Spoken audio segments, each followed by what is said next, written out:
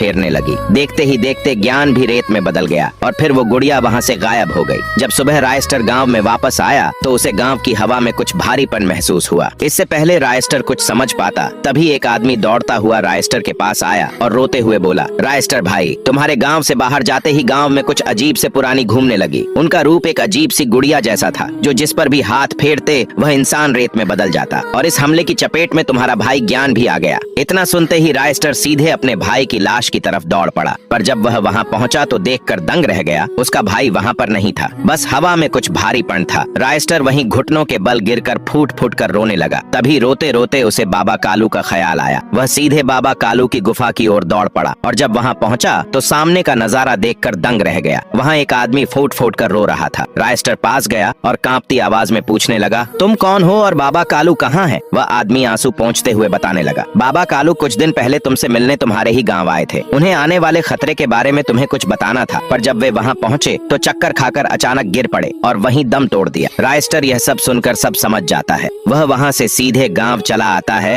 और शाम होने का इंतजार करने लग जाता है और जैसे ही शाम होती है वह खुद ही तंत्र विद्या का घेरा बनाता है और मंत्र पढ़ना शुरू कर देता है। कुछ ही देर बाद वहां एक अजीब सा प्राणी प्रकट हो जाता है। रायस्टर घुटनों के बल गिरकर कहता है, ओ महान गुरुदेव, मेरी मदद करो। अब सवाल यह है कि क्या वह अजीब सी प्राणी रायस्टर की मदद करेगा? अगला पार्ट देखने के लिए कमेंट